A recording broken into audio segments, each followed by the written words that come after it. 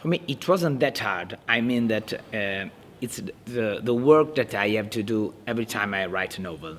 You know, if you imagine fiction characters, you always have to try to think with their mind, to try to see with their eyes, and so on. And of course, the main characters of my book of Babukar, they came from very different culture from mine. This was maybe the difficult thing, but anyhow, if you know people, if you know the place where you set the story, everything can be easier. For me, to paint a character of a woman maybe could be harder than to paint the character of a young African man, or maybe not. It depends on the different stories. Of course, for me, it was important to know many, or some at least, some African guys living in Perugia, and to write my story, I thought a lot about them. I don't feel fine because, well, I wrote this book thinking about the migration situation. It was an outrageous thing in that period, and it goes on being outrageous for me. It's outrageous the way that European Union behaves in front of migrants, and it's getting worse and worse and worse. I don't like at all European policies about migration. I didn't like that time, and I, of course, don't like them now. And for me, it's a big problem. I'm not a politician. I'm a writer, and I've always thought that writing is a political fact.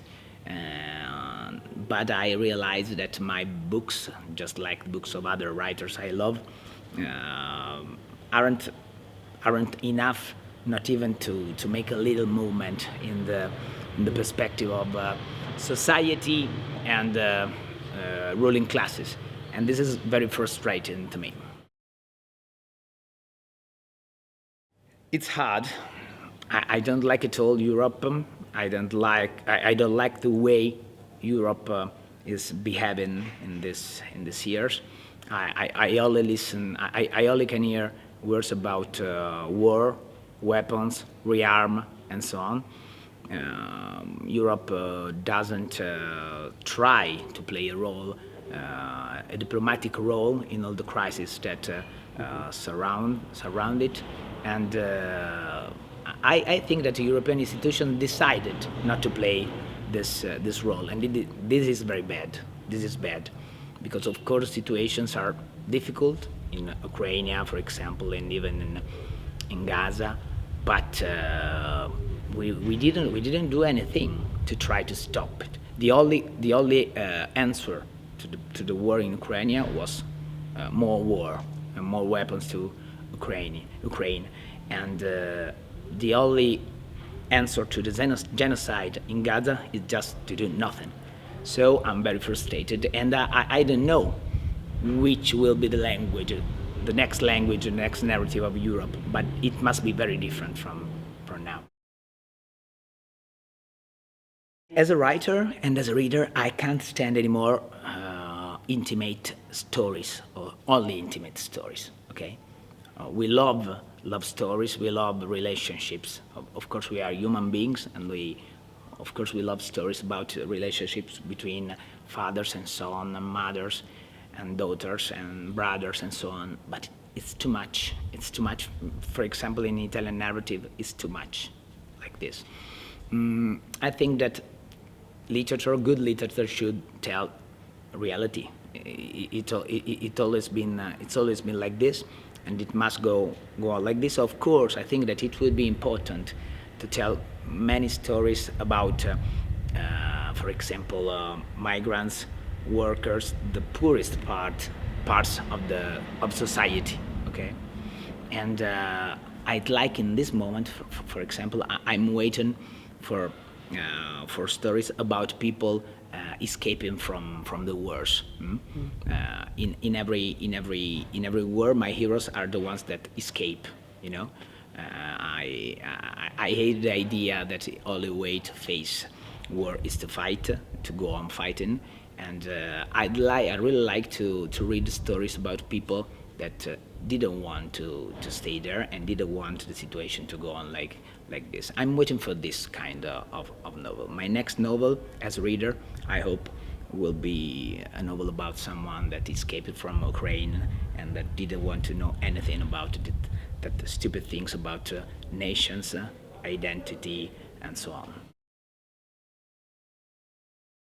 You don't even know what you can find when you escape. You just know where you go away from, you know? But a place where there's no war is always better than a place where there's war, I think. Of course, this is not the best place of the world, of the story, you know. But for example, if I chose to live here, it's because for me it's my best option. It's not just because I was born here. I decided to live here, and I thought that Italy was, for me, for my identity and for my activity, was the best place to live in, because it's of course better for me than living in a place more dangerous, as for example could be Africa or parts of Asia or United States of America, that for me are one of the most dangerous places in the world. So, well, it's not the best places to go, but every place where there's no war is better than a place where there's a war. As a reader, I'm waiting for a great novel about a deserter. I need to know stories about deserters in this age of strength and arms, weapons, and so on. I want to read stories about deserters from all the wars that you can see in the world. So I'm waiting.